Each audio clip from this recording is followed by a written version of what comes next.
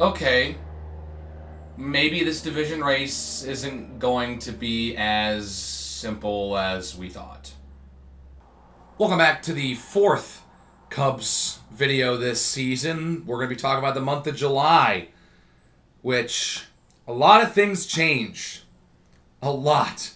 There's 8 series to talk about, but still, there's a lot that happened and a lot that's changed in the NL Central, specifically regarding the team up north. Because what if I told you that the Chicago Cubs have the second best win percentage in the majors, and they are second in the NL Central? Don't you love how that just works out sometimes? Second best team in the league, second best team in your division. Oh, isn't that just really frustrating? And so the Brewers have seemingly come out of nowhere and become an absolute wagon, dominating over the month of July, and now they hold a division lead entering the month of August.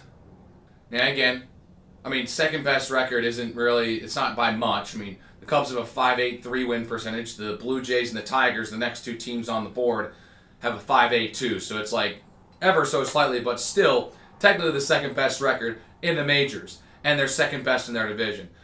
Just wonderful. I love that. And so the problem is, the Cubs, I wouldn't say, had a bad month. Because guess what? They picked up a sweep against Cleveland, which I'll talk to in just about a moment. But they only lost 3 series. They lost a road series to Minnesota. They lost a home series to Kansas City, which is probably not great.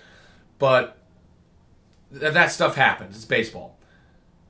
But then they lose a road series to the Brewers to end the month, which we'll talk about more in a while at the end. That's where I'll talk most about the division stuff. But I really want to kind of get through how the Cubs did here before we get to Cubs Brewers NL Central talk.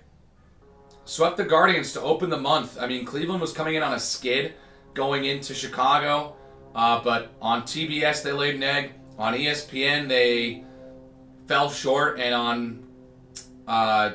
on Wednesday, Thursday I think it would have been. Yeah, Thursday, they lost in extras. So the Cubs pick up a sac fly walk-off to win 1-0 in the 10th thanks to Matt Shaw. They win 5-4 on ESPN with Daniel Palencia coming in and just throwing straight gas to end that game. That was so fun to watch. I'll tell you that much right now. That was cool. And then they pick up a win on TBS. I think the Guardians went ahead in that game, but the Cubs made that switch the game back in their favor pretty quickly afterwards and didn't look back. They dominated in that series and picked up a sweep, which is really nice. And then they get to play the St. Louis Cardinals at home over 4th of July weekend. And on the 4th of July, oh baby, how sweet that game was. Oh my gosh. Man, I could not stop watching stuff from that game. The team made franchise history, knocking 8 balls out of the park. 8 home runs team-wide. Michael Busch having 3 of them. In an absolutely amazing day for the Cubs. Pete Crow Armstrong dazzling as well in that one, making an unbelievable catch early in that one. And the Cubs shook Mikolas so early. It was over real quick in that one. They won 11-3 at the end of the day. But man, the bats were rolling in that one. Oh, and by the way, along with Pete Crow Armstrong's amazing catch early in that game, he also had 2 home runs in that game as well. So MVP came to play in that one. But the Cubs, and this is just baseball for you, they just kind of laid an egg the next day, losing 8-6. Couldn't stop the Cardinals' defense. They were able to hold off their bats, pick up a win. Then the Cubs, man, they took that personally, winning 11-0 to end the series. On ESPN, by the way. Holy cow, was that just an embarrassing smackdown of the Cardinals. Just awesome to watch. It was over real early, and they just kind of were playing, right? Like, game gets out of reach early, and the team realizes it's one of 162 games. We'll try here, but if we can't, we're down to 10, we're going into like the 7. Yeah, it's over. And it was 11-0 the final score. Man, that one feels good. And so then we head to Minnesota. The Cubs will take on the Twins. They'll head to Target Field, and they lay an egg in their first game. It's 2-0 for the vast majority, and then the Twins are able to put on 6 in the bottom of the 8th. Cubs got a pity run to make it 8-1, but still a pretty bad loss off of a rest day after they just won 11-0. That one doesn't sit great. They lose the next game 4-2. Again, never had to lead in that game. Not feeling great about it. They finished the series off on a nice note. They kind of reverse the first game, winning 8-1 this time. But still a series loss, and it's not great because at this time, this is when we start to realize the Brewers, they're really, really creeping up on the Cubs here. They're starting to get hot. And so the Cubs, they've got to find a way to right the ship here before the All-Star break, pick up a good series win against the Yankees on the road, which hasn't been easy. I mean, going into the series, the Yankees had just lost the division lead to the Blue Jays. So they're trying to find a way and get back in their own division race before everyone just says, all right, let's just stop playing for a couple days. We'll go celebrate the game of baseball in Atlanta. And the Cubs get destroyed on Friday, 11-0 to the Yankees. Just couldn't get anything going, get completely embarrassed. But followed up with 2 wins, 5-2 and 4-1 respectively. I want to focus on that Saturday game specifically, and I want to talk about Matthew Boyd. This is a guy that's in this starting rotation. Probably would have been in there anyways with Justin Steele in the mix. But no one was really talking about Matthew Boyd coming into the season. It was really all about Justin Steele and Shota Imanaga. Those were the 2 aces the team had. Matthew Boyd was just part of the starting rotation and was going to get you through a couple games. The guy has turned into a really, really good, solid option, especially with Justin Steele out for the entirety of the season. Matthew Boyd, on this Saturday, pitched 8 scoreless innings in a wonderful performance. Holy cow, did he just turn the lights out at Yankee Stadium. He allowed 4 hits, but struck out 6. Just really, really solid pitching from Matthew Boyd. The Yankees were really struggling all day long. They got some pity runs in the 9th after Matthew Boyd was pulled, but Cubs big win there. And the next day they followed up with some more positive momentum in a tight game. They pull away in the 6th and the 7th and win it 4-1.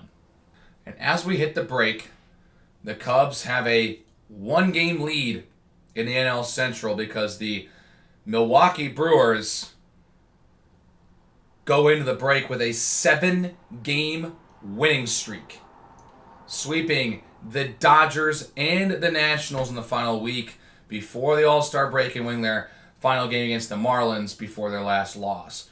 The Brewers would sweep the Dodgers again out of the All-Star break before beating the Mariners once and then finally falling again. So they ended up having an 11-game winning streak across the All-Star break here. And it really, really put a lot of pressure on the Chicago Cubs. With a division lead that was about 5 games at one point earlier in the year, it's really shrunken down. Now there's a lot of pressure to keep pace with a team like the Brewers that just cannot seem to lose right now. And so they play the Red Sox right out of the break, and they pick up 2 wins in a row. Really, really solid performances against a Red Sox team who's also playing pretty well coming out of the All-Star break. The Red Sox were coming in on a 10-game winning streak going into the All-Star break, white hot, sweeping aside the Nationals, the Rockies, and the Rays en route to this 10-game winning streak. And they come to Wrigley Field and just struggle. They lose 4-1 and then 6-0 in their first two games before finding a way to beat the Cubs with Garrett Crochet starting on Sunday in their final contest, winning 6-1. But still, a good start for the Cubs coming out of the break, finding a team that is playing really well, just like a certain team that is trying to catch them. And they get a series win. And again, that's good. I think that picking up a series win is a good result out of a weekend.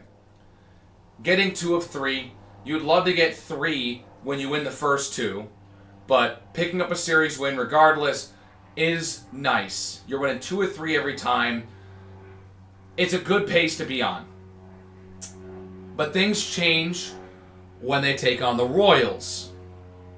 The Royals come to town and take 2 of 3 from the Cubs, winning the first contest 12-4, shaking Ben Brown.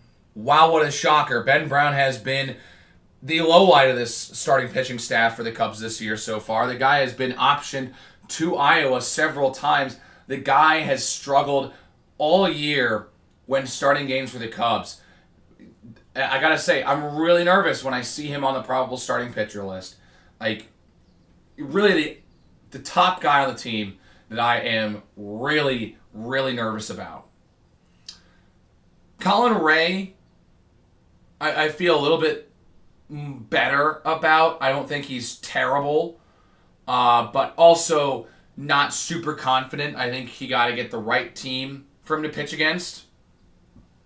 But they had those two pitching in this series, and guess what? They lost both games with those two pitchers pitching. And they won the game that Matthew Boyd pitched. And he pitched another gem. 7 scoreless innings. And this time the Cubs finished the shutout, winning 6-0 over the Royals. But a 12-4 loss with Ben Brown pitching and an 8-4 loss with Ray pitching does not make you feel great. And so with the Brewers ending up with the division lead at the end of this Cubs-Royals series, they get an off day, and they get the Crosstown Classic. Down on the south side this time at Rate Field. It's not even guaranteed Rate Field. It's just Rate Field now. I just think it's really dumb. I think it's really dumb. I don't know. I think that name is just really stupid and boring and lame. Anyways, Cubs play the White Sox at Rate Field, and in the first game, they completely destroy the Chicago Cubs. I mean, it was a beatdown. That thing got ugly fast. And the Cubs got a couple of garbage time runs to make it look less awful, but still a 7-run loss at the end of the day. 12-5 the final score. And that one the White Sox fans are going to take and hold on to for a while. And they should. They really struggled against the Cubs as of late. And so they'll hold on to that one. Because the Cubs will win the next 2 games. They win 6-1 the next day, exacting some revenge. And then finish it off with a 5-4 win on Sunday. And I think what surprises me the most is that the guy who started that game where the Cubs lost 12-5 was Shota Imanaga. He got rattled real early. The White Sox jumped out to a really early lead. It was I think it was the second pitch of the game where Imanaga let up a solo homer. And it just got worse and worse and worse from there. Cubs bats couldn't get going at all. Pretty bad game all around. But they would do a good job of kind of forgetting about that because Cade Horton did his job. They surrendered 1 run at the end of that game, so nearly pitched another shutout, but had it broken up in the 9th. And then on Sunday, they survive. I'll tell you that much. Ben Brown actually got the start and actually picked up the win because the Cubs had a 5-1 lead going into the 9th. the bottom of the 8th. Cubs had a 5-1 lead going to the bottom of the 8th. And they got their 5th run on a bit of a controversial play. I mean, depends on who you ask. Ian Happ pretty much trucks the White Sox third baseman, able to get back to third as they try to catch him at home. And he's awarded home plate because of interference on the base runner path. Since the third baseman did not have possession of the baseball, it's obstruction and interference against the White Sox. Happ is awarded home plate, and that would end up being the winning run, as the Cubs would allow 3 runs in the bottom of the 8th before Daniel Palencia would pick up the save and shut the door, picking up a series win for the Cubs. And so all of this buildup throughout July to bring us here to Milwaukee, American Family Field, or as a lot of Cub fans will like to call it, Wrigley North. And they get blown out of the water in the first 2 games up there. They shake Matthew Boyd for 5 runs. He only strikes out 2, allows a home run. Cubs led 3-0 at one point, lost 8-4. Yeah, that's not a good start. They were able to shake a guy who has played pretty damn well in the last couple starts. Brewers bats were able to shake Boyd. He only pitched through 5 innings. And it was kind of over at that point. The Brewers would get a couple more runs off of Presley and Flexen before Colin Ray scheduled to pitch the next day. It didn't really change. If they were able to shake Matthew Boyd, they're getting Colin Ray. Not Chris Flexen. They already got him. Colin Ray. They shook him, and the Cubs continued to just cycle through pitches. I mean, it was a carousel. They would get 3 more off of Presley. I mean, they won 9-3. Cubs really struggled. And it's not like the Cubs' bats were incredibly quiet. They had 9 hits. But here's the thing. The Cubs' bats were incredibly quiet with runners in scoring position. 1 for 12 in this game. You're not winning anything by doing that. That is embarrassing. And that is called squandering every opportunity that you have, because the team could not get guys across the plate. And when they're down like that, becomes exponentially more and more deflating as the game goes on. But yeah, they needed to get a win here. They've now dropped the first 2 against the Brewers, with the division up for grabs right now, by the way. These 2 teams are real tight. And so now the Brewers have a 2-game lead. Cubs got to find a way to win this game here. Shrink it down to 1 game. Cannot let that thing grow to 3 games going into the final 2 months of the year. And with how good they've been, you cannot let them get 3 games ahead of you. And they don't. They win their most recent game as of right now, 10-3, with Shota Imanaga having a massive bounce-back performance after his embarrassing performance against the White Sox. He got some run support this time. He did allow the 3 runs that the Brewers did end up scoring, but picked up 8 strikeouts in the process, but was also aided by stuff like Michael Busch hitting a solo homer to lead off the game. The turning point in this game would be in the top of the 3rd, as Pete Crow Armstrong would put the Cubs up in front with a double, 2-1, before the bases get loaded, and up comes a prospect they just called up for the 2nd or 3rd time this season. Moises Ballesteros coming in as the DH for this game.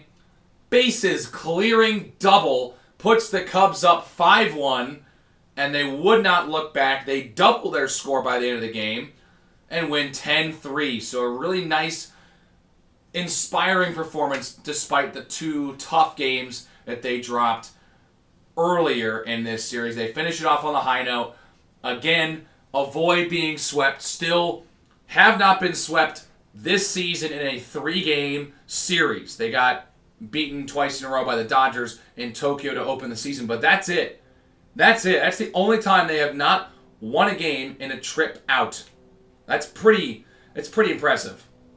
So entering August, here is where we stand. The Cubs are 1 game behind the Milwaukee Brewers in the NL Central race, which that's wide open. But they're going to need the Brewers to lose a little bit, which has not been something that they have done a lot since the All-Star break. But that also means the Cubs need to keep winning. They get the Orioles to start August. So hopefully that becomes a good starting point for this division race that is all of a sudden heated up. And then after the Orioles, it's the Cincinnati Reds at home. Got to be careful with the Reds. Doesn't matter how bad that team is. They always seem to play well against the Cubs and give them a hard time. So you got to make sure you take care of business there. Then you're playing on the road against the Cardinals, who are, both the Reds and the Cardinals are fighting for wild card spots right now. The Cubs solidly have a wild card spot. They're about 4 games, I think it's 3.5, actually. Yes, 3.5 games up on the final wild card spot, which is San Diego right now. Cincinnati is 3 games out. St. Louis is 5.5 games out. So 2 teams that are very desperate to get back in the wild card race. So gotta keep your heads up. Gotta take them seriously, especially because they're divisional opponents as well. So that's the next 3 series for the Cubs. If they can play well there, they get the Blue Jays right after, which will be a nice test to see how they can hang with the best of the best. Another good benchmark. But later this month, we get the final series between the Cubs and the Brewers. They're going to play 5. It's going to be wild. It was originally 4-game series, but there's now a doubleheader included as well, since the game in their last series against the Brewers at Wrigley Field has been postponed and has been added to this 4-game series. So a 5-game melee at Wrigley Field between the Brewers and Cubs. That is going to be exciting. That is going to be crucial. If they take 3 or 4 of those games, that's going to be huge. So got to prepare and use the rest of these series leading up to that as preparation for their series against the Brewers. So anyways, that's all I've got. I really want to see what Kyle Tucker can do. He's been a little quiet this month, but with the team that we're watching, his slow month doesn't feel like the end of the world because the team's still playing pretty well. And I think that is important because they're able to pick up the slack that Kyle Tucker's got right now and turn it into some wins at times, which is really nice, and help support their star, who's a little bit of a slump right now. We'll see when this guy comes through in a big moment again, hopefully soon. But for now, I'm very happy to see guys like Moises Ballesteros and Michael Busch and, God, I made another good one, Matt Shaw come up and make some big plays. So only time will tell to see what happens with Kyle Tucker. Pete Armstrong's still playing well. Seiya Suzuki's slowed down since the All-Star break. But we'll see what this team can do. There's a lot more pressure in each game going forward with how tight this division race is. So we'll see. So anyways, that's all I've got today. If you liked it, please give it a like and hit that subscribe button to see more from me. Keep the conversation going down in the comments section below. Let me know what you think about the Chicago Cubs right now as we enter August. And I will see you guys in the next one.